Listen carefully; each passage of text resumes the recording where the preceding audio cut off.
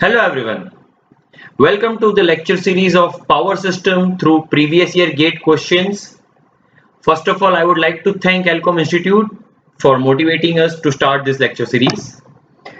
Talking about Alcom Institute, we are an institution based in Ahmedabad, just opposite to the Vishwakarma Government Engineering College in Chankheda, who is working with students of specialization electrical engineering, electronics engineering and instrumentation engineering, preparing for various competitive exams.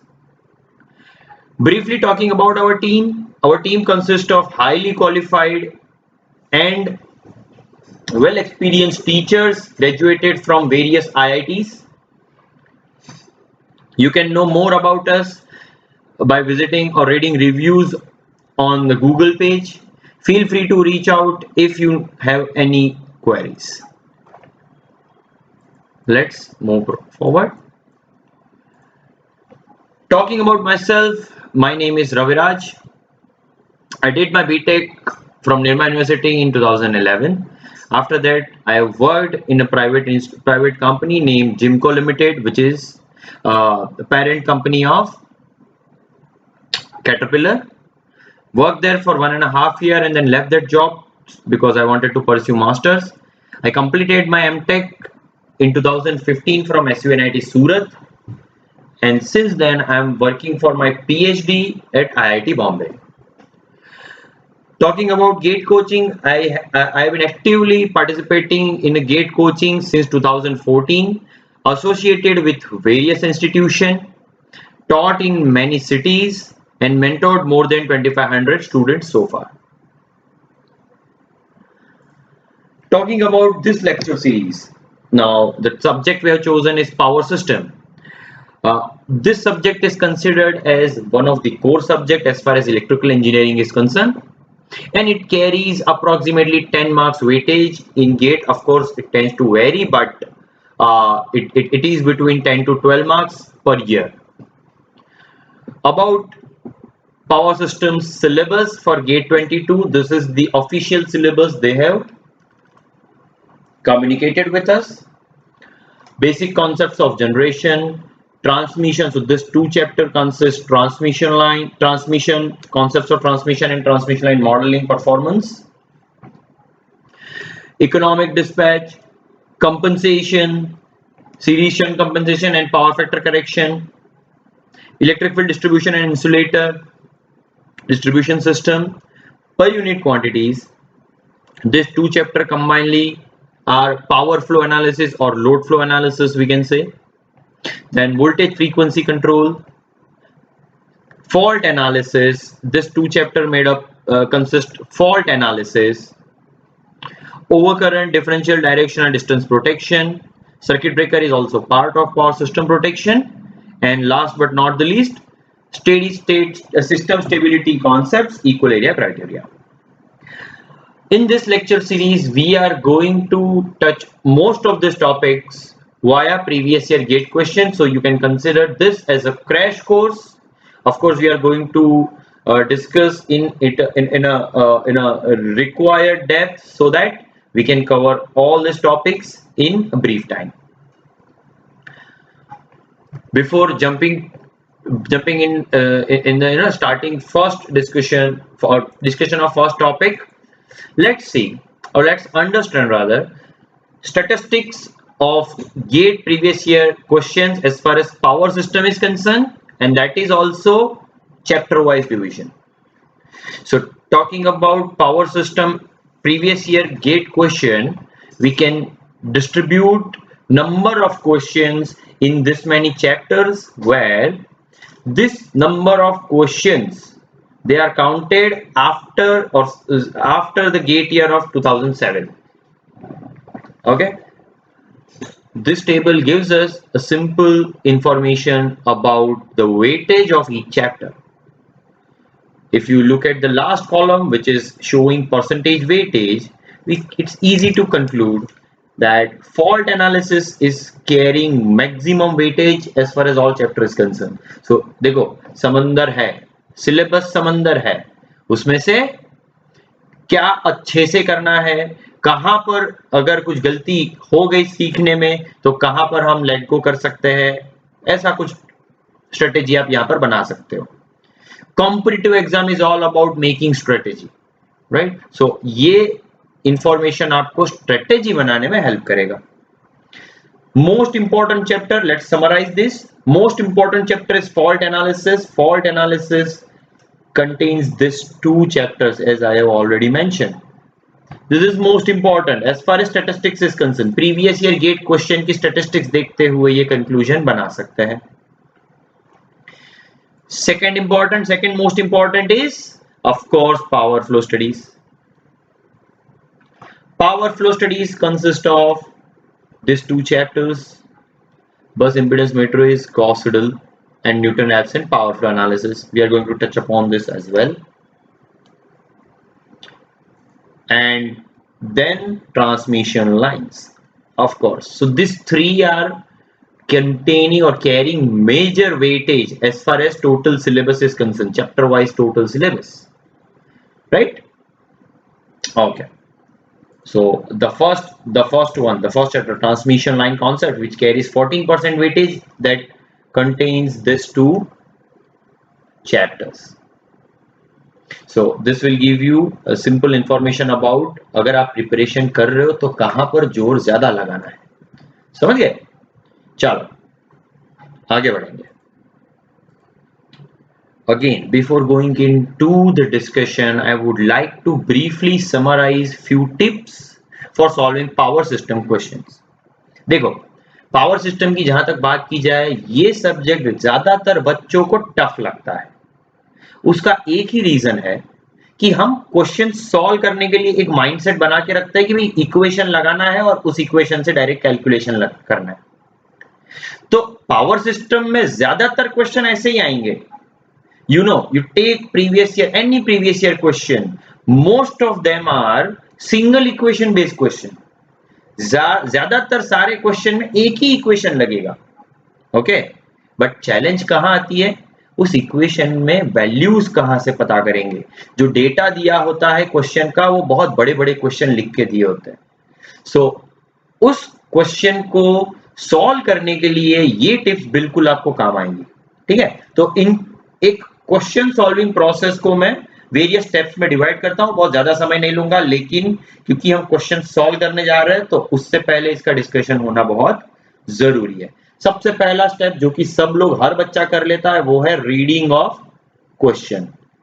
Reading of the question, और पढ़ते पढ़ते जब question पढ़ रहे हैं step by step, statement by statement, पढ़ते पढ़ते आप कौन सी प्रोसेस करते हो? आप करते हो कलेक्शन ऑफ डेटा और उसी को प्रोसेस करते हो। कलेक्शन एंड प्रोसेसिंग डेटा, या गिवन डेटा लिख लो, न्यूमेरिकल प्रॉब्लम्स की बात कर रहे हैं, okay? This is step 2। So step 1 लिख सकते हैं, ये स्टेप 1, ये स्टेप 2। स्टेप 3, एक बार आपने क्वेश्चन पढ़ लिया, डेटा कलेक्ट कर लिया, उसको प्रोसेस कर लिया, तो थर्ड स्टेप होगा आपका formulation of a map. Formulation of a map to solve question, to solve question. और fourth and final step, calculation of answer using equation. ज्यादातर इन स्टेप्स को फॉलो किया जाता है। अब जहां तक पावर सिस्टम की बात है, जैसे कि मैंने बोला कि स्टेप 1 सब लोग कर लेते हैं और स्टेप 4 आसान होता है। जो बच्चा थोड़ा बहुत प्रिपरेशन किया उसके लिए इक्वेशन समझ के डायरेक्ट आंसर लाना आसान रहेगा, राइट? चैलेंज सबसे ज्यादा कहां पर आती है पावर सिस्टम में? सबसे ज्यादा चैलेंज आती है स्टेप नंबर 2 और स्टेप नंबर 3 में। रीजन, रीजन ये है कि पावर सिस्टम का क्वेश्चन का डेटा ज्यादा थ्योरेटिकल वर्ड्स में दिया जाता है, तो सबसे पहले उनको कलेक्ट करना, दिमाग में वो मैप बनाना, वो थोड़ा सा चैलेंजिंग हो जाता है बच्चों के लिए। उसके लिए मैं एक ही हिंट दूंगा, अगर ये प्रोसेस आसान करना है, collection procession of data and formulation of map, आपको पावर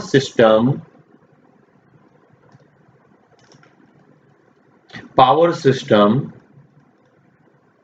स्टोरी के फॉर्म में समझना पड़ेगा।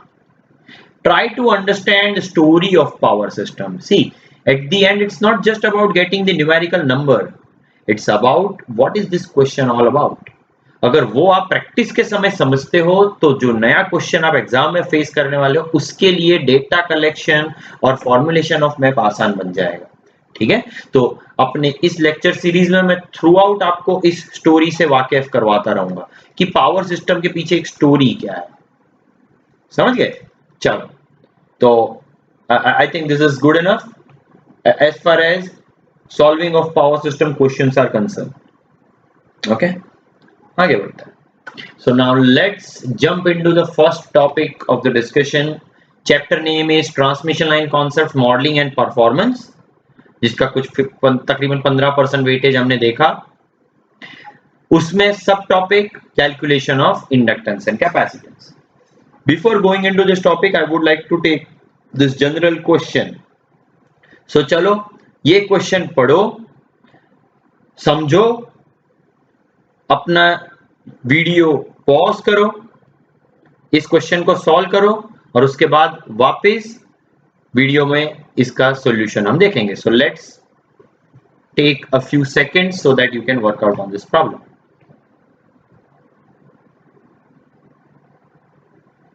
All right, I hope you all have tried yourself. Now let's look at the solution of this problem. So let's read first. Reading the question, collecting the data, formulating, right? Okay, let's start. For a fixed value of complex power in a transmission line. तो सबसे पहले statement में जो जो information मिल रही है ना उसको एक टेबुलेट करो, टेबल फॉर्म में बनाओ। So fixed value of power flow in transmission line. So भाई एस वैल्यू है वो फिक्स्ड है। एस क्या है? एस है अपेरेंट पावर। पावर सिस्टम में जहां पर सिर्फ पावर लिखा होता है तब भी आपको अपेरेंट पावर या कॉम्प्लेक्स पावर ही समझना है। यहां पर तो लिख के दे दिया है कॉम्प्लेक्स पावर। ठीक है, okay. Flow in a transmission line having sending end voltage V, तो V दे दिया है सेंडिंग एंड वोल्टेज। हमें पूछा गया है real power loss is proportional to dash, तो P loss is proportional to which value, right? इस क्वेश्चन को कैसे निकालेंगे? तो बेसिकली हमें power loss, real power loss और वोल्टेज के बीच का रिलेशनशिप चाहिए। तो सबसे पहले इक्वेशन लिखेंगे P loss, power system is a three-phase network and that's why that can be written as 3I square R, where I is current flowing through transmission line, phase current. Okay, so this is the equation for power loss.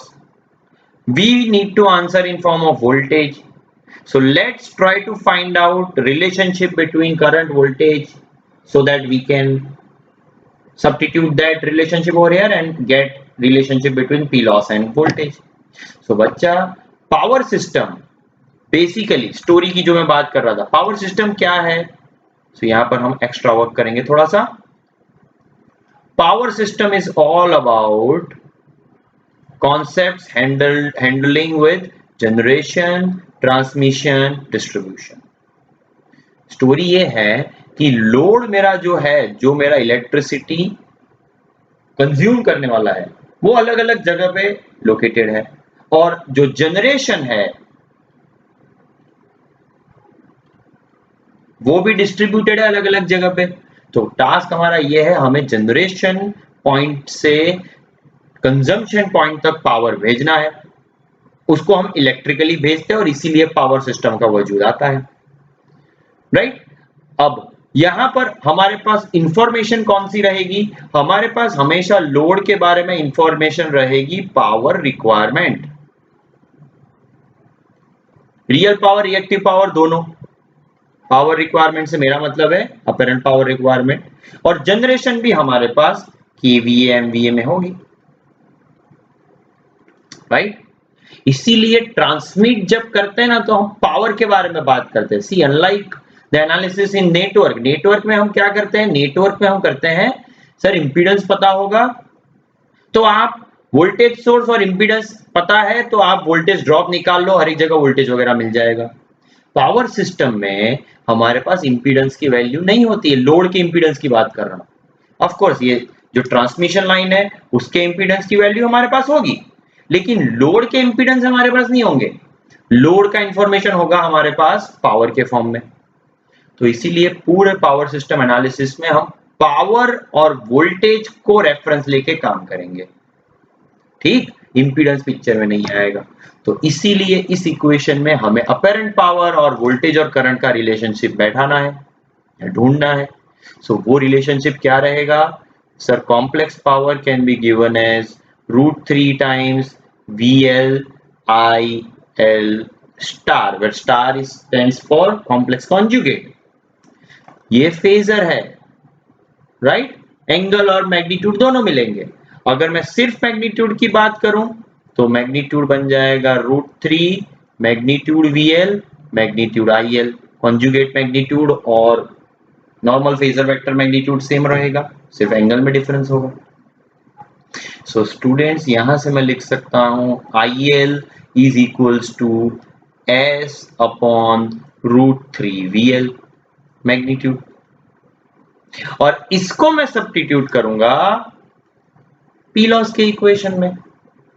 देखो therefore P loss can be written as 3 times S square 3 VL square R, 3 we can easily cancel out 3।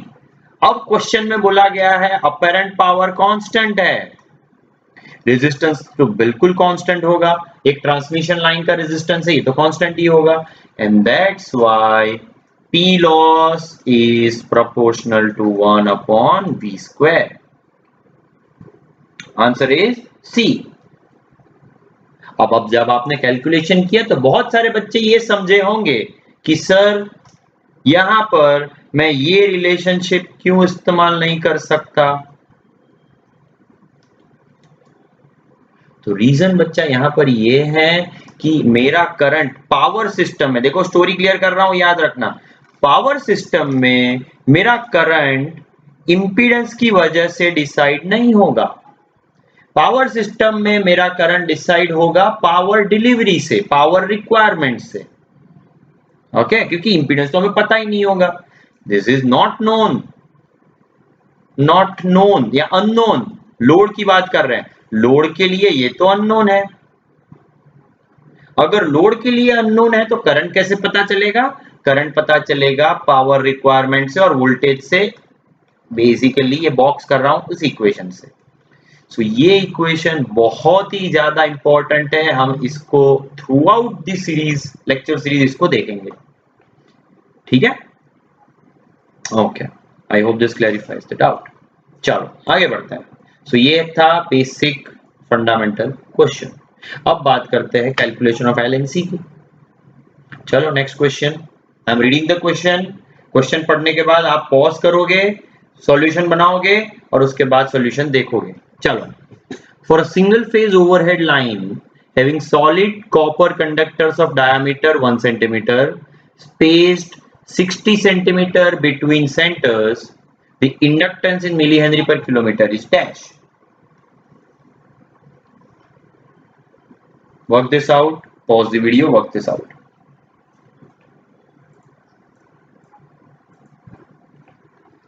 Okay, I hope you have worked it out. Let's look at the solution now. So इसी solution के दौरान हम सारे जरूरी equation भी visit करेंगे, ठीक है। चलो, तो सबसे पहले क्या बोला है, single phase overhead line, single phase transmission line भी बोल सकते हो आप, ओवरहेड ट्रांसमिशन लाइन, ठीक। कॉपर कंडक्टर यूज करते हैं हम जिसका डायामीटर है 1 सेंटीमीटर, भाई डायामीटर 1 सेंटीमीटर दिया है मतलब रेडियस बन गया 0.5 सेंटीमीटर। अगर मैं मीटर में लिखूं तो 0.5 इंटू 10⁻² मीटर, ज्यादातर ऐसा यूनिट में काम करना है। स्पेस्ड 60 सेंटीमीटर बिटवीन सेंटर, तो स्टूडेंट्स यहां पर single phase overhead transmission line अगर हम बनाने जाएंगे तो यहां पर ये ओवरहेड ट्रांसमिशन लाइन है, ये है ग्राउंड। ग्राउंड और ओवरहेड ट्रांसमिशन लाइन के बीच का डिस्टेंस हमें दे दिया है स्पेस्ड 60 सेंटीमीटर, और इस कंडक्टर का डायामीटर दे दिया है जहां से रेडियस मिल जाएगी 1/2 सेंटीमीटर। इंडक्टेंस इन मिली हेनरी पर किलोमीटर, इस सिस्टम का इंडक्टेंस क्या होगा? तो students inductance for single phase single conductor system can be written as, please focus, 0.2 ln, ln is log base e d upon r dash, ये 0.2 रखा है तो मेरा यूनिट मिल जाएगा मिली हेनरी पर किलोमीटर। ये इक्वेशन याद रखो, बहुत ही आसान इक्वेशन है, ठीक है। Okay, ln is log, natural log, log base e, d is distance between, सो ये d है भाई मेरे, ये इस क्वेश्चन में ये d है और ये है r, 1/2 centimetre is r। Sir ये r डैश लिखा है, r डैश क्या है? तो बच्चा ये r डैश है e power 1/4 into radius r, e power 1/4 की वैल्यू होती है 0.7788 r। इंटरनल फ्लक्स लिंकेज की वजह से ये e पावर 1/4 फैक्टर आता है, ठीक। तो r dash is equals to 0.7788 r। Okay, अब ये जो इक्वेशन है, ये इक्वेशन चलो बाद में बता दूं, बॉक्स बाद में करता हूं, ठीक है। पहले एक क्वेश्चन सॉल्व कर लेते हैं यहाँ पर। तो अब तो यार सारी वैल्यू दे दी है, अब तो आसान हो गया, देखो फटाफट निकाल लो। क्या हो गया? L is 0.2 ln, D is 60 centimetre और रेडियस है 0.7 से r डैश 0.7788, रेडियस है 1/2 इंटू 10⁻², और ये हो गया milli henry per kilometre. Milli henry per kilometre में ही पूछा गया है, हमें एग्जैक्ट वैल्यू नहीं है, हमें एक मैथमेटिकल स्टेप के बारे में ही पूछा गया है यहाँ पे, ठीक है। तो देखो अब यहाँ पर जो ऑप्शंस आप देखोगे उसमें, एक सेकंड, ये हम 10⁻² तो एक बार कैंसिल कर सकते हैं, ये दोनों कैंसिल हो जाएंगे। तो अब ऑप्शन देखोगे ना तो 0.2 दिख रहा है ज्यादा ऑप्शंस में, देखो ये रहा, ये रहा, ये रहा, ये रहा, ठीक। 60 भी दिख रहा है, 1 2 3 4, 0.5 भी कहीं कहीं दिख रहा है, जो ये हाफ है वो 0.5 बन जाएगा, वो भी दिख रहा है। क्या नहीं दिख रहा है? तो ये 0.7788 नहीं दिख रहा है, जो कि e पावर 1/4 है। तो यहां पर हमें थोड़ा मैथमेटिकल सिंप्लीफिकेशन करना पड़ेगा, देख लो इसको कैसे करेंगे। 0.2 ln 60 तो है ही, ये e पावर 1/4 और ये बन गया 0.5।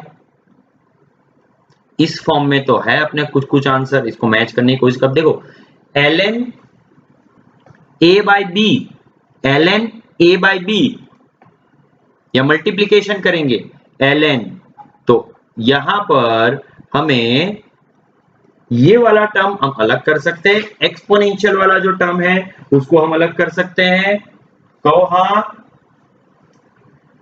तो ये बन जाएगा 0.2 ln 60/0.5 प्लस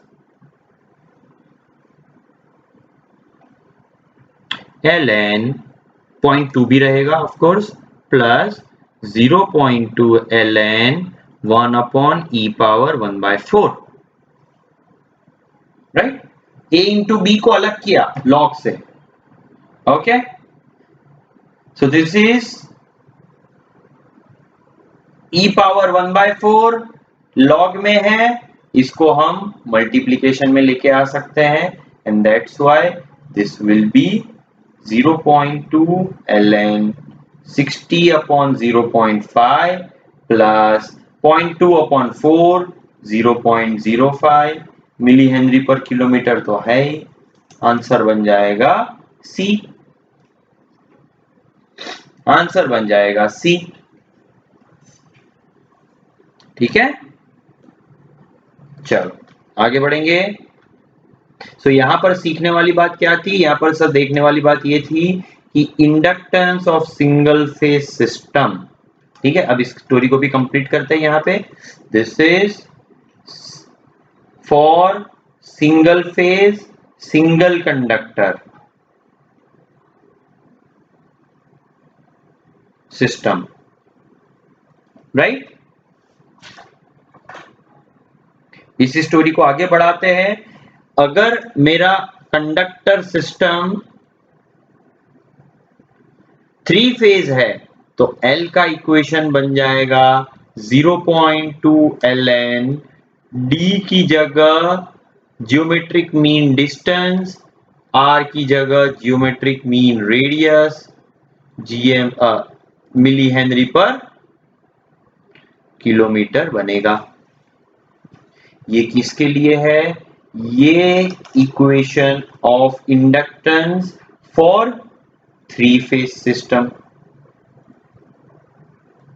और 3 फेज बंडल कंडक्टर सिस्टम, सब कंडक्टर सिस्टम के लिए GMD तो रहेगा, GMR is replaced with self GMD। काफी सिमिलर क्वेश्चन इक्वेशन है, देख लो। This is for 3 phase bundle conductor system, सब conductor system, bundle conductor system. ठीक है, सो ये हुआ कैलकुलेशन ऑफ इंडक्टेंस। अब इसके थोड़े प्रैक्टिस करने के लिए और क्वेश्चन देखते हैं, अलग अलग वैरायटी के क्वेश्चन आए हैं वो देखते हैं। चलो देखो देखो ये क्वेश्चन क्या बोल रहा है, ये क्वेश्चन क्या बोल रहा है। A conductor of 10 kilometer long single phase 2 wire system are separated by distance of 1.5 meter. Diameter of each conductor is 1 centimeter. If the conductors are of copper, the inductance of circuit is dash. Pause the video, work out for the solution. We will start discussion. We will discuss it afterwards. चलो, I hope you all have tried this. चलो शुरुआत करते हैं। तो conductor of 10, so length is 10 kilometre. Single phase 2 wire system है भाई, ये single phase 2 wire system है। तो सिंगल फेज 2 वायर सिस्टम का डायग्राम बनाएंगे हम। तो देखो सिंगल फेज 2 वायर सिस्टम में क्या है, एक वायर पावर लेके जाता है, लोड को डिलीवर करता है, और डिलीवरी के लिए क्लोज पाथ जो होना चाहिए वो मिलता है हमारे रिटर्न कंडक्टर के द्वारा। तो जो ये व्हाइट लाइंस बनाई है वो रिप्रेजेंट करता है कंडक्टर, 2 वायर कंडक्टर, ऊपर का एक वायर नीचे का एक वायर। इसकी रेडियस हमें दे दी है भाई, रेडियस दे दी है, डायामीटर दे दिया है 1 सेंटीमीटर, रेडियस हो जाएगी 1/2 सेंटीमीटर ईच।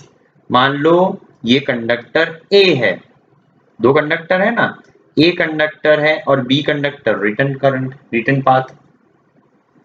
इन दोनों के बीच का डिस्टेंस दे दिया है 1.5 मीटर, ये भी लिख के दे दिया है, देखो तो जरा आ गया।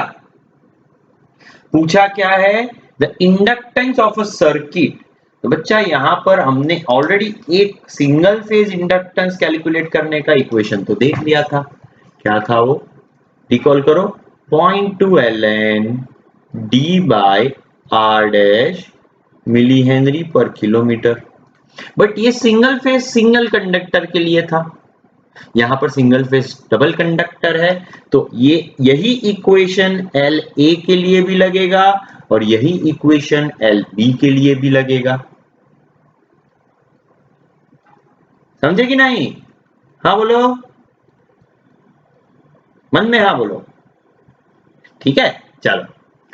तो अगर मुझे सर्किट इंडक्टेंस चाहिए तो मुझे LA प्लस LB करना पड़ेगा, जिसको हम बोलते हैं लूप इंडक्टेंस या सर्किट इंडक्टेंस।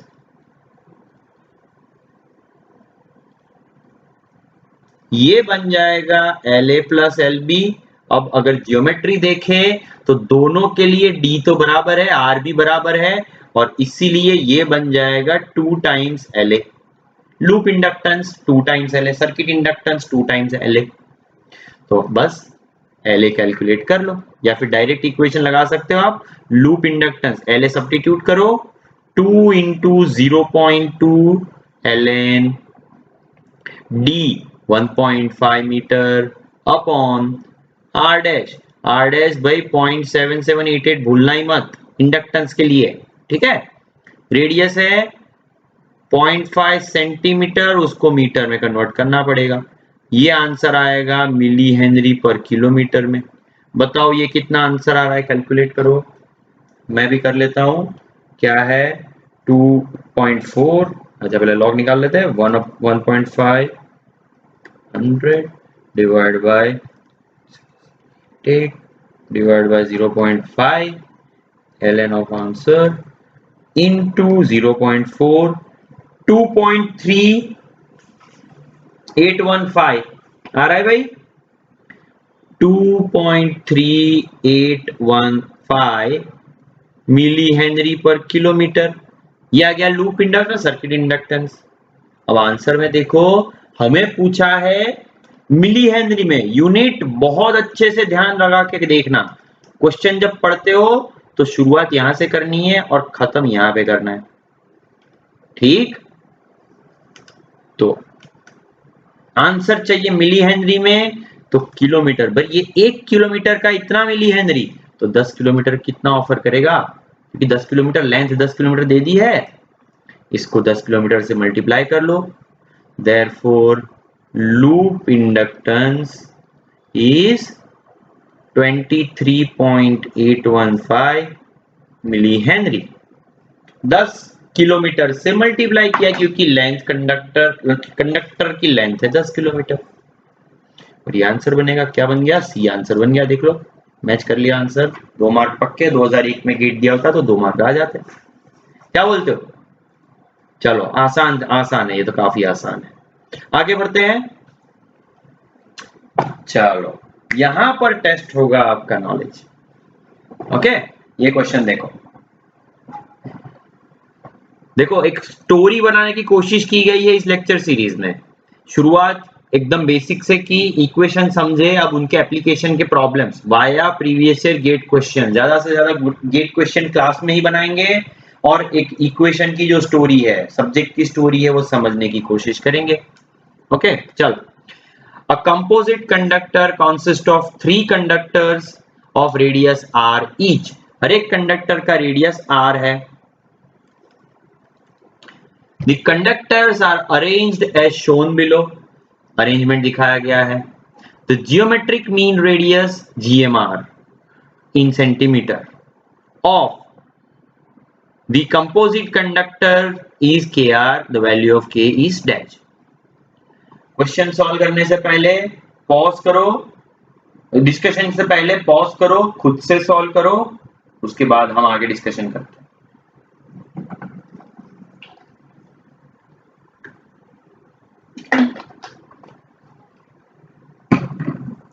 आई होप आप सबने ट्राई किया है। चलो शुरुआत करते हैं। तो सबसे पहले तो जो अरेंजमेंट दी है वहीं से समझने की शुरुआत करेंगे, क्योंकि कोई न्यूमेरिकल डेटा नहीं है, नंबर्स नहीं है, राइट। जो भी है हमें यहां पर देखना है। हाँ एक चीज है कि GMR of this system is K times R, और हमें ये K की वैल्यू पता करनी है, ये K की वैल्यू ही पता करनी है। ठीक है, चलो देखते हैं। तो सबसे पहले इस सिस्टम का अरेंजमेंट समझना पड़ेगा, ज्योमेट्री समझना पड़ेगा। तो यहां पर बच्चा 3 कंडक्टर दिए हैं। देखो NAT टाइप क्वेश्चन है, तो आप सही हो या गलत हो एग्जाम में तो आप जल्दी से पता ही नहीं कर पाओगे अनलेस यू आर कॉन्फिडेंट। खुद कॉन्फिडेंट होगा कि मैं सही हूं तो ही ऐसे क्वेश्चन बनेंगे एनएटी। गलती नहीं मिलेगी आपको इसमें, अगर हुई है तो भी आंसर मैच करने के लिए ऑप्शन नहीं है ना। ओके, ये 3r डिस्टेंस दे दिया है और ट्राइंगल के एंगल दे दिए हैं बच्चा। तीनों एंगल 60 डिग्री बनेंगे क्योंकि ये हमें पता है कि समेशन 180 होता है। तीनों एंगल 60 डिग्री सिर्फ और सिर्फ सिमेट्रिकल ट्राइंगल में रहता है और इसीलिए सारे डिस्टेंस 3r बनेंगे। दिया नहीं है लेकिन इनडायरेक्टली किससे दिया है, एंगल से दे दिया, एंगल से के फॉर्म में आंसर ये दे दिया इंफॉर्मेशन। ठीक है, तो ये 3r बन गया। अब मैं बात करूंगा जीएमआर की। सर जीएमआर कैसे निकालते हैं, बस रुक जाओ थोड़ी देर, वही डिस्कस करते हैं। तो जीएमआर ऑफ सिस्टम इज बच्चा, अब यहां पर 3 कंडक्टर है, नाम दे दो उनको, conductor A, conductor B, conductor C. देखो जीएमआर कैसे पता करते हैं, आपको जीएमआर पता होगा सर 3 कंडक्टर का सिस्टम है, जीएमआर तो आर ही बनेगा, के का वैल्यू 1 बना लो। नहीं, इस क्वेश्चन में आपको अप्रोक्सीमेशन देने को नहीं बोला गया है। जो हम पढ़ते हैं कि जीएमआर 1 रहेगा, कंडक्टर्स का आर रहेगा रेडियस के बराबर, तो बच्चा उसमें अजम्पशन लेते हैं कि रेडियस के सामने म्यूचुअल डिस्टेंस को इग्नोर किया जाए। यहां पर वो डिस्टेंस लिख के दिया है, हम इग्नोर नहीं कर सकते और इसीलिए इस सिस्टम का जीएमआर आर नहीं होगा। तो जिन जिन बच्चों ने k इक्वल टू 1 सोचा है, गलत सोचा है भाई, आ जाओ, ज्यादा ध्यान आपको लगाना है। ठीक है, चलो, तो जीएमआर ऑफ सिस्टम देखो, प्रोसेस बता रहा हूं कैसे निकालेंगे। सर जीएमआर ऑफ सिस्टम बता कर सकते हैं हम, GMR of conductor A, GMR of conductor B, GMR of conductor C, cube root. देखो ये जियोमेट्रिक मीन एक बड़ी प्यारी चीज है। जैसे हम अरिथमेटिक मीन कैसे लेते हैं, 3 नंबर का अरिथमेटिक मीन लेना है तो क्या करते हैं, तीनों नंबर को ऐड करते हैं, डिवाइड बाय 3 करते हैं।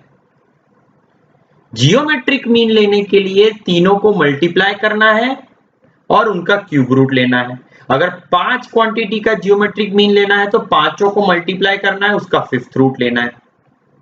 तो ये अंतर है जियोमेट्रिक मीन और अरिथमेटिक मीन में। ठीक है, तो यहां पर geometric mean of radius system, geometric mean radius of system, उसके लिए हमें individual GMR of A, GMR of B और जीएमआर ऑफ सी निकालना पड़ेगा। जीएमआर ऑफ ए, बी और सी निकालना पड़ेगा। तो चलो बात करते हैं जीएमआर ऑफ ए की। सर अब जीएमआर ऑफ ए कैसे निकालेंगे, देखो ध्यान देना, ठीक है। जीएमआर ऑफ ए कैसे निकालेंगे, देखो मैं थोड़ा सा सिर्फ अब इसके इंडिविजुअल कंपोनेंट पे फोकस कर रहे हैं। तो जीएमआर ऑफ ए कैसे निकालोगे, तो बच्चा जीएमआर ऑफ ए निकालने के लिए आपको सारे डिस्टेंस कंसीडर करने हैं ए कंडक्टर से बाकी कंडक्टर के बीच में। क्योंकि मीन रेडियस निकालनी है, हमें सेल्फ डिस्टेंस भी कंसीडर करना है।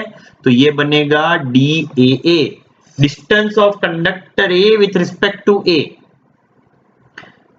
Into distance of A with respect to B into distance of A with respect to C, और 3 कंपोनेंट है उनका जियोमेट्रिक मीन क्यूब रूट। अब बच्चा बोलेगा सर जीएमआर करने के लिए हम म्यूचुअल डिस्टेंस थोड़ी लेते हैं।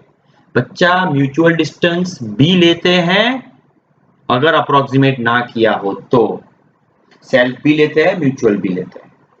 ठीक है, तो यहां पर डिस्टेंस क्या है भाई, अब सेल्फ डिस्टेंस DAA की बात करें तो DAA देखो, एक के बाद एक, एक के बाद एक इसको ब्रेक करेंगे। आसान चीज कब होती है, जब उसको स्टेप बाय स्टेप ब्रेक किया जाए। DAA आपका वैल्यू होगा सेल्फ रेडियस 0.7788 R, DBB होगा DAB होगा 3R, DAC होगा 3R, दे दिया है ए और बी के बीच का डिस्टेंस।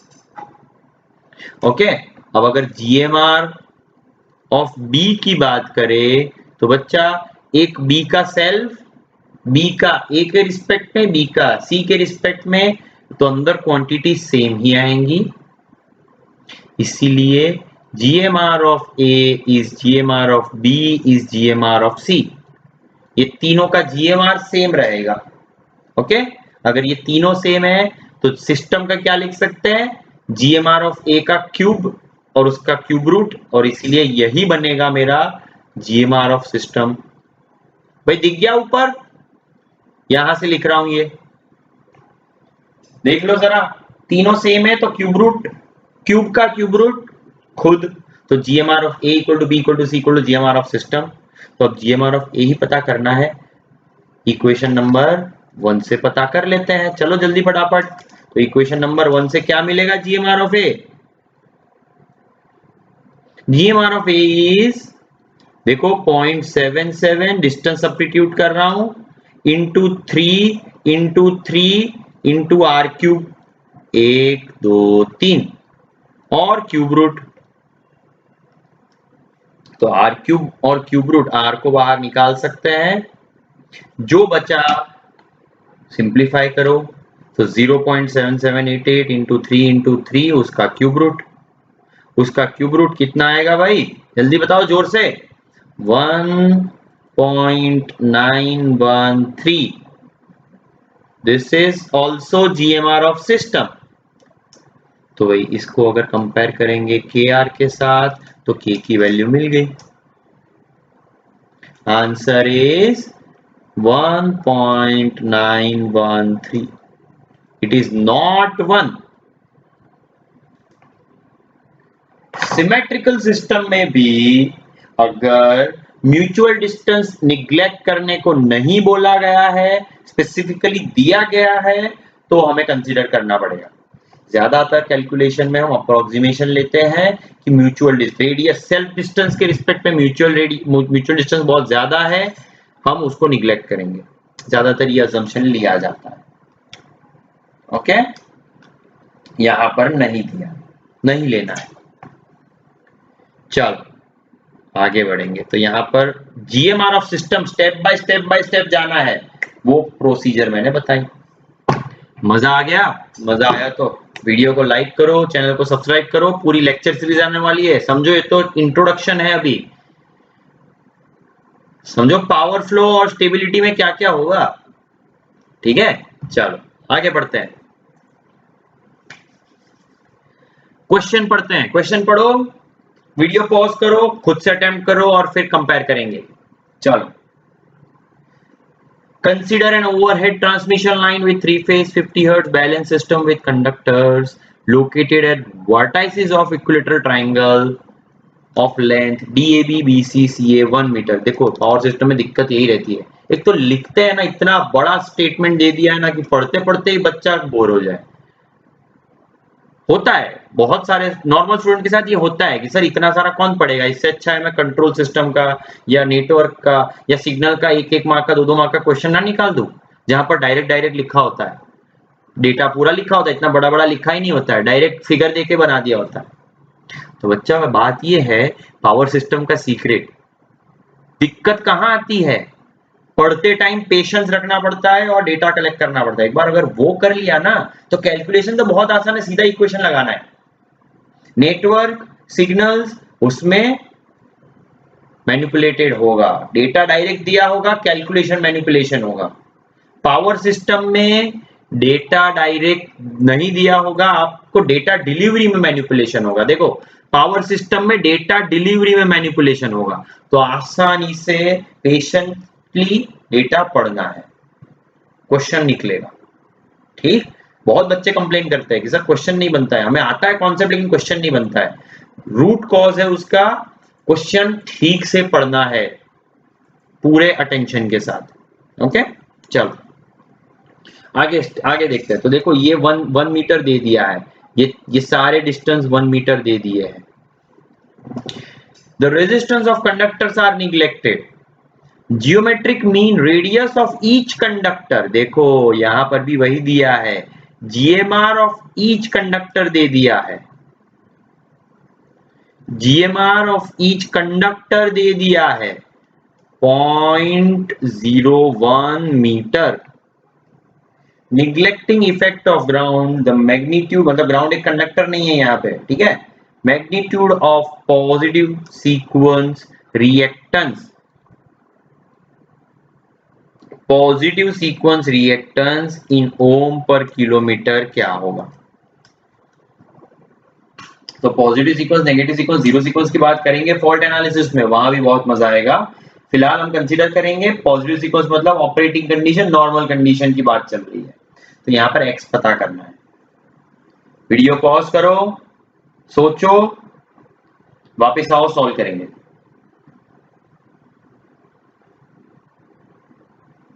ओके, चलो शुरुआत करते हैं। तो सबसे पहले शुरुआत करेंगे, सर हमें इंडक्टेंस पता है, एक्स कैसे पता करेंगे बच्चा, वो होता है 2 पाई एफ एल, सिंपल है, omega L 2 pi F L, 2 pi constant, F 50 hertz, L पता कर लो। सो एल कैसे पता करेंगे, ये है थ्री फेज सिस्टम, लिख के भी दिया है, फिगर बना के भी दिया है। थ्री फेज सिस्टम का इक्वेशन लगाना पड़ेगा एल का, क्या रहता है 0.2 ln GMD अपॉन GMR, ये सिस्टम के GMR होंगे, GMD भी सिस्टम का होगा, और ये होगा मिली ओम पर किलोमीटर। देखो बच्चा, L है मिली हेनरी पर किलोमीटर, उसको फ्रीक्वेंसी के साथ मल्टीप्लाई कर लिया है तो वो ओम तो बन जाएगा, लेकिन मिली और किलोमीटर तो रहेगा ही, इसलिए ये बनेगा मिली ओम पर किलोमीटर। प्लीज ध्यान रखना, ये 0.2 ले रहे हो तो मिली ओम पर किलोमीटर, अगर 2 इंटू 10 पावर माइनस 7 वाले फॉर्मूला से काम कर रहे हो तो ओम पर मीटर, ठीक है, यूनिट एडजस्टमेंट है, ध्यान से वर्कआउट करो, समझ आ जाएगा। यहां पर हमें GMR ऑफ ईच कंडक्टर दे दिया है, तो देखो GMR of system that is जो भी थोड़ी देर पहले किया, GMR of A, GMR of B, GMR of C cube root, तीनों सेम है, तो ये आंसर बन जाएगा 0.01 मीटर। लाइफ इज इजी, बढ़िया एकदम। GMD, अब GMD self GMD system GMD निकालेंगे, सिस्टम GMD निकालेंगे। तो बच्चा देखो, ये प्रोसीजर पहले नहीं किया है, पहली बार कर रहे हैं। सिस्टम GMD के लिए GMD ऑफ कोर्स वो भी GMD of A, step by step break down करो, डायरेक्ट कुछ नहीं लिखना है। क्यों, अगर बच्चा मैं यहां पर 1 मीटर की जगह ये 1.5 मीटर दे देता तो आपको ये करना पड़ता, ठीक है, डायरेक्ट आप नहीं बना पाओगे। इक्वेशन लॉजिक से, कॉन्सेप्ट से याद रखना है, रट्टा नहीं लगाना है। चलो, तो GMD ऑफ ए की बात करें अब, यहां पर ऑफ कोर्स, चलो पहले GMD ऑफ ए की बात करते हैं। GMD ऑफ ए में बच्चा यहां पर GMD के लिए म्यूचुअल डिस्टेंस देखा जाता है, म्यूचुअल डिस्टेंस देखा जाता है, तो ए का बी के रिस्पेक्ट में, ए का सी के रिस्पेक्ट में, DAB DAC दो डिस्टेंस है, स्क्वायर रूट बना, दोनों सेम है तो ये 1 मीटर ही आया, सेम है क्योंकि इक्विलेटरल ट्राइंगल है। अगर इक्विलेटरल ट्राइंगल है तो GMD of A equal to GMD of B equal to GMD of C equal to GMD। देखो इस क्वेश्चन में ये आसान बन जाता है क्योंकि 1 मीटर 1 मीटर 1 मीटर दे दिया है।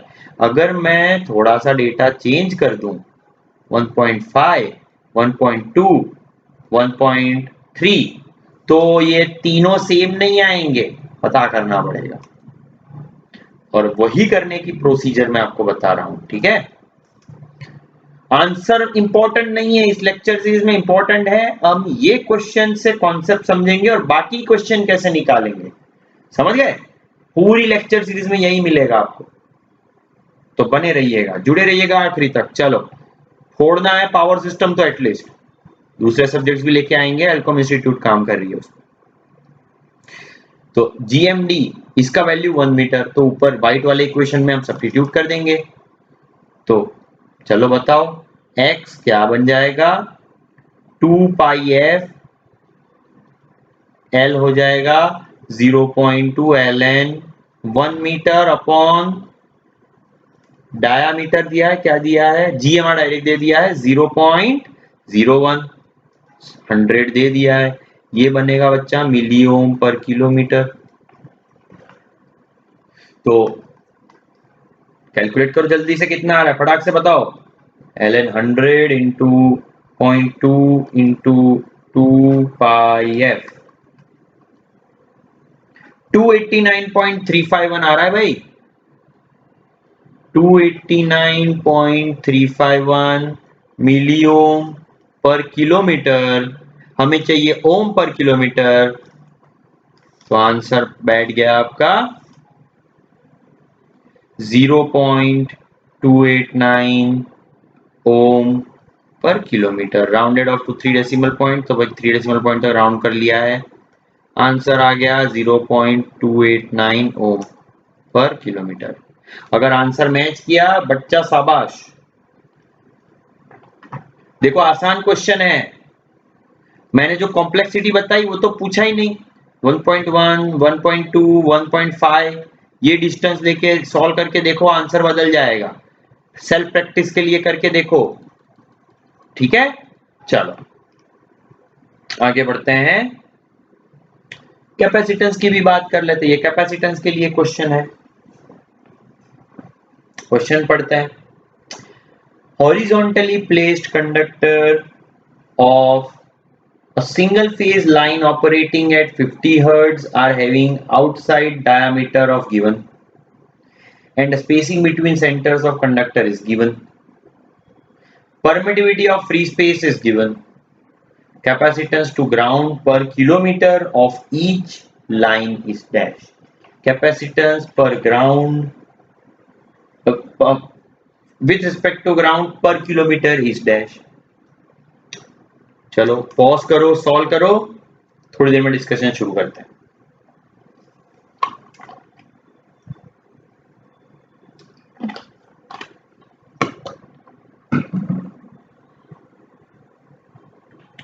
चलो शुरुआत करते हैं। तो horizontally placed conductor of single phase line operating frequency blah blah blah outside diameter, ये इंपॉर्टेंट चीज है। आउटसाइड डायामीटर एंड देयरफॉर ये डायामीटर डी नहीं लिख सकते क्योंकि हम डिस्टेंस के लिए डी यूज करते हैं। हाँ कंफ्यूज मत होना, यहां लिखता हूं मैं, dia is 1.6 centimetre, therefore radius is 0.8 centimetre and that is 0.8 into 10⁻⁻2 metre. Spacing between centres of conductor is 6 metre, ये डी बनेगा। परमिटिविटी ऑफ फ्री स्पेस वैसे तो याद ही रहता है लेकिन यहां पर दे दिया है, देखो गेट कितना आसान कर देता है आपके लिए, ज्यादातर दिया नहीं जाता है, याद रखना आप चाहिए। 8.85 into 10⁻12 faraday per metre. Capacitance per ground, sir capacitance कैसे पता करेंगे? इक्वेशन है 2 pi epsilon upon ln d by r। देखो यहां पर r डैश नहीं है, ये r डैश नहीं है, यहां पर r डैश नहीं है, अलग अलग लहजे में बता रहा हूं, हंसी आएगी चलेगा लेकिन याद तो रह जाएगा, ठीक है। यहां पर r डैश नहीं है। कैपेसिटेंस कैलकुलेशन के टाइम इंटरनल लिंकेज जीरो रहता है, स्टेटिंग फील्ड इंटरनल लिंकेज जीरो रहता है, तो e पावर 1/4 वाला टर्म यहां पर नहीं आएगा, ठीक है। प्लीज ध्यान रखना बच्चा, ये बहुत इंपॉर्टेंट पॉइंट है, ये याद रखना है। यहां पर r आएगा, r डैश 0.7788 का कोई वजूद नहीं है, ओके। ये इक्वेशन किसके लिए यूज होगा? Single phase single conductor. अगर 3 फेज होता तो देखो यहां समराइज करता हूं, 3 फेज होता D is replaced with GMD और R is replaced with GMR, simple सी बात है। अगर बंडल कंडक्टर होता तो D is replaced with GMD, R is replaced with self GMD, ठीक है। चलो तो ये वाला क्वेश्चन निकालते हैं, ये वाले क्वेश्चन में अब तो कुछ नहीं बचा, 2 मार्क ऐसे ही दे रहे हैं 2014 में, तो बताओ कुछ नहीं बचा, सिर्फ इक्वेशन याद रखना था और आंसर लेना था।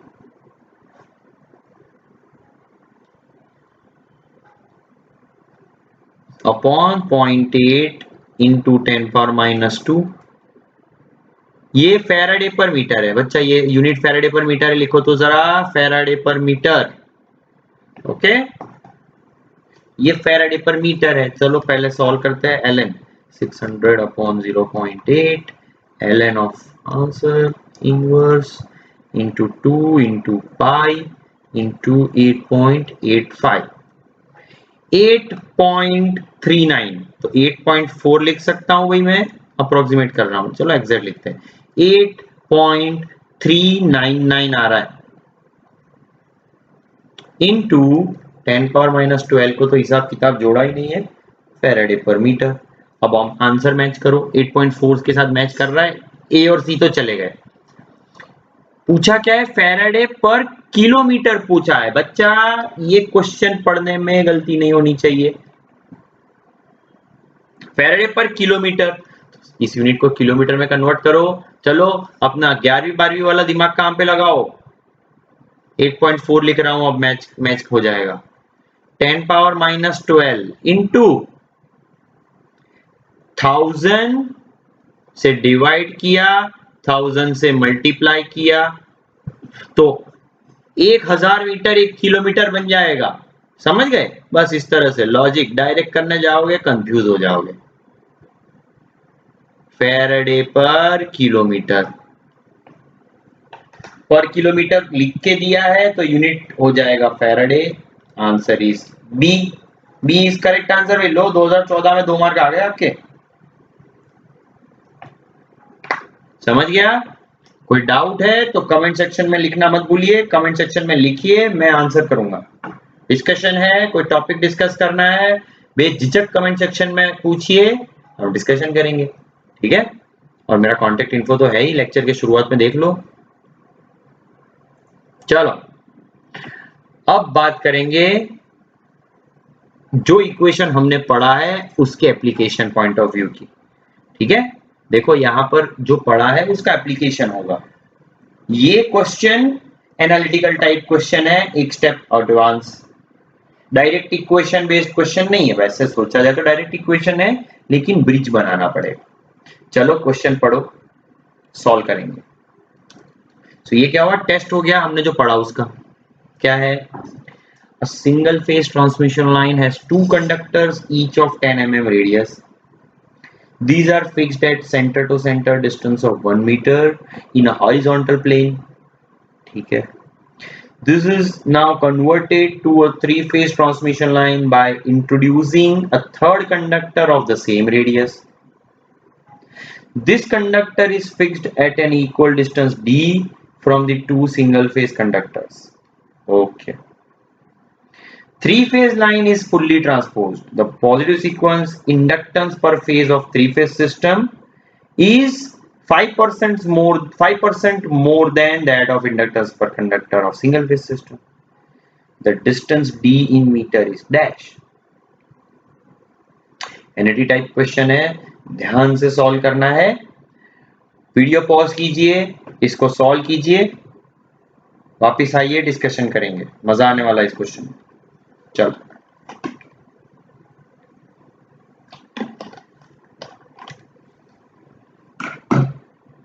ओके, सो आई होप आप लोग ने सॉल्व कर लिया इसको। चलो शुरुआत करेंगे सॉल्व करने की।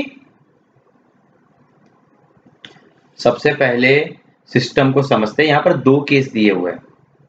एक केस 1 जहां पर 2 कंडक्टर सिंगल फेज सिस्टम बना रहे, तो चलो उसका समरी बनाते हैं। क्वेश्चन का समरी तो बनाना पड़ेगा ना, बड़ा बड़ा डेटा लिख के दे दिया है सर, कैसे फॉर्मुलेट करें।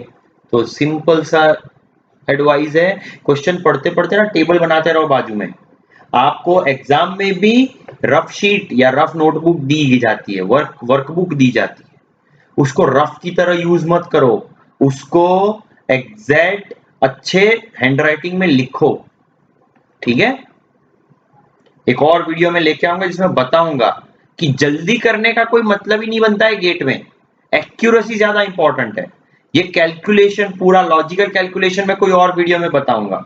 ठीक है, तो एक्यूरेसी के लिए आप रफ बुक को अच्छे से मैनेज करो। तो ये रफ बुक में काम चल रहा है फिलहाल। क्या है, सिंगल फेज ट्रांसमिशन है 2 कंडक्टर, तो भाई 2 कंडक्टर है सर यहाँ पे, सिंगल फेज एक coming going, okay. Each of 10 mm radius, तो रेडियस दे दिया है 10 mm। Horizontal plane separated by 1 metre, तो ये डिस्टेंस भी 1 metre, centre to centre distance लिया जाता है। अब यही सिस्टम 3 फेज में कन्वर्ट की गई है। तो देखो ये दो कंडक्टर तो थे ही, एक तीसरा ऐड कर दिया गया है। सेम कंडक्टर है बोल दिया है, तो ये ब्लू कंडक्टर का भी 10 mm ही रेडियस है। ऊपर वाला तो सेम सिस्टम है, ठीक है, क्या है, ये 1 mm ही है और ये 10 mm ही है। उसमें एक तीसरा कंडक्टर ऐड दिया है, ऐड कर दिया है। कहां लिखा है देखो, this is converted by introducing third conductor of same radius. ये कंडक्टर दोनों दूसरे एग्जिस्टिंग कंडक्टर से d डिस्टेंस दूर है।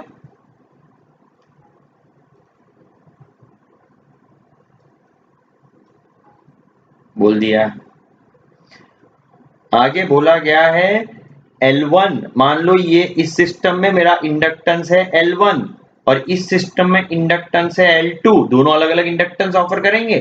तो L2 is 5% more than L1, ये लिख के दिया है, देखो वर्ड्स में लिख के दिया है। इसको न्यूमेरिकली कैसे इंटरप्रेट करेंगे, 1 प्लस 5% मोर, मोर है इसलिए 1 प्लस, लेस होता तो माइनस करते, 1.05 L1, L2 की वैल्यू ऐसी होगी। अब हमें ये रिलेशनशिप दे दिया है, इसको इक्वेशन नंबर 1 बोल दो भाई। पूछा है D पता करो, ओके। तो क्या हम इस सिस्टम में इंडक्टेंस के इक्वेशन लगा के L1 L2 पता कर सकते हैं? सर बिल्कुल पता कर सकते हैं। L1 का इक्वेशन आएगा 0.2 ln D upon R dash. Loop inductance नहीं है भाई, याद रखना, milli henry per kilometre. D दे दिया है 1, R डैश दे दिया 10 mm। तो मुझे बताओ कितना आएगा ये L1, R डैश है, चलो वैल्यू रख रहा हूं मैं, 0.2 ln 1 metre upon R dash 0.7788 into 10 mm 10 power minus 3, ये आ गया मिली हेनरी पर किलोमीटर में। तो L1 का वैल्यू कितना आ रहा है, जल्दी कैलकुलेट करो, मैं कैलकुलेट कर लेता हूं, 100 बटा 0.7788 लॉग इंटू 0.2, भाई ये इंटू 0.2 डिवाइड 0.971 आ रहा है, बिल्कुल आ रहा है, 0.971 milli henry per kilometre.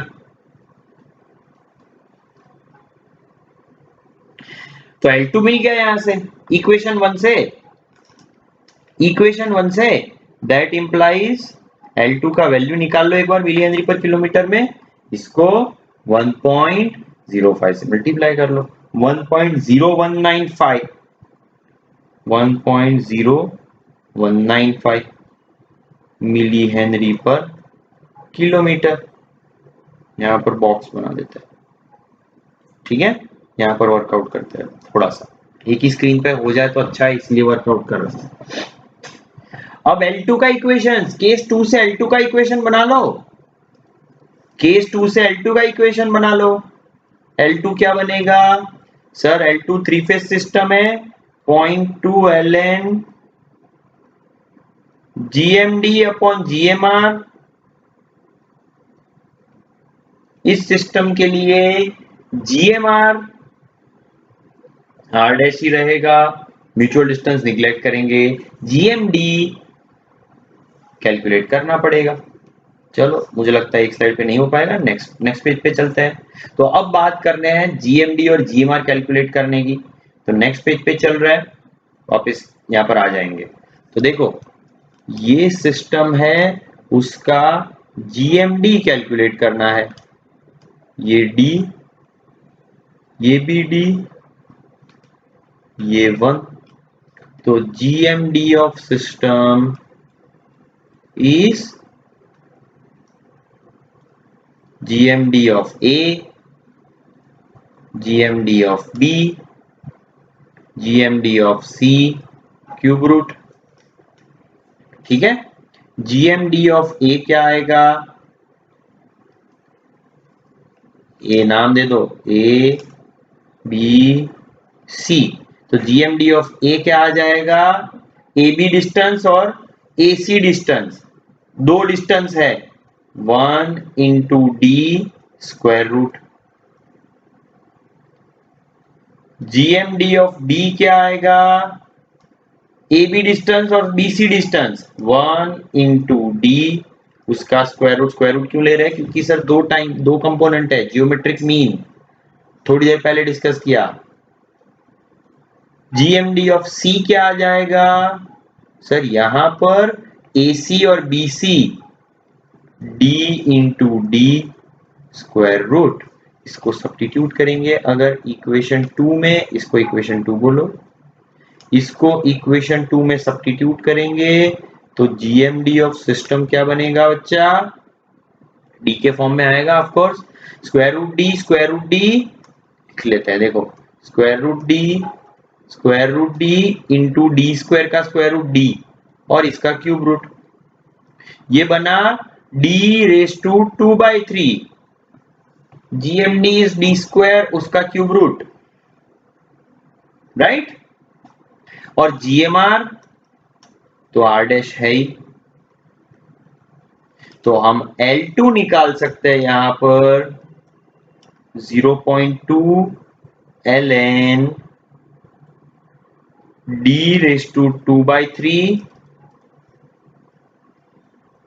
Upon 0.7788 into 10 mm। Clear है, यहां तक क्लियर है। सिंप्लीफाई करने के लिए क्या करेंगे, L2 की वैल्यू रखेंगे बच्चा, L2 तो पता है, देखो दोनों milli henry per kilometre cancel हो गया, L2 की वैल्यू भी मिली हेनरी पर किलोमीटर में पता है और ये इक्वेशन भी मिली हेनरी पर किलोमीटर में होगा,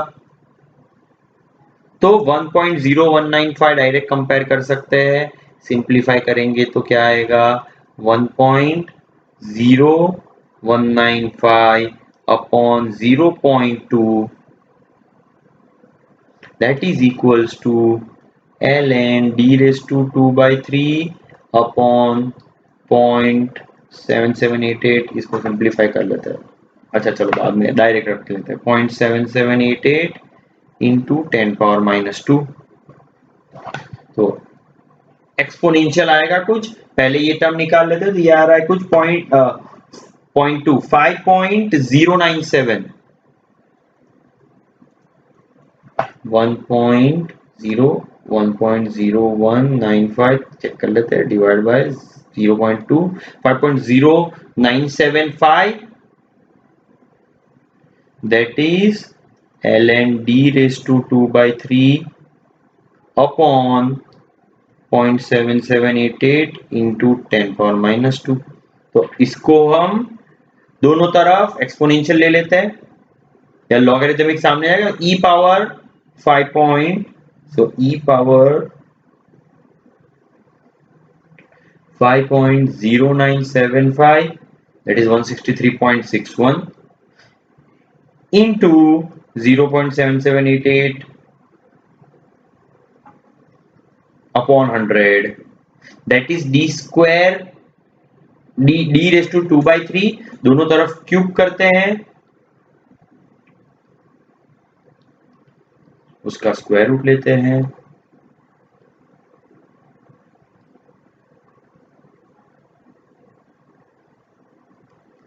आंसर मिलेगा 1.4383, therefore D is 1.4383 मीटर।